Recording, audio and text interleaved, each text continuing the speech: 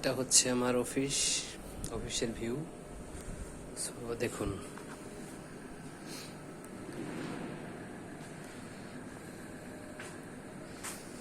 এটা হচ্ছে অফিসের ভিতরে একটা ওয়াশরুম আছে। সো এটা হচ্ছে অফিসের আমার ওয়াশরুম, বাট এটা হচ্ছে অফিসের ভিতরের এসি। এই যে দেখুন ভিউ। হ্যাঁ, সেটা কিন্তু এখনো রানিং, বন্ধ করিনি। সো ওটা বন্ধ করতে হবে। এই যে বন্ধ করতেছি। এই যে এটা এখন অফ হয়েছে।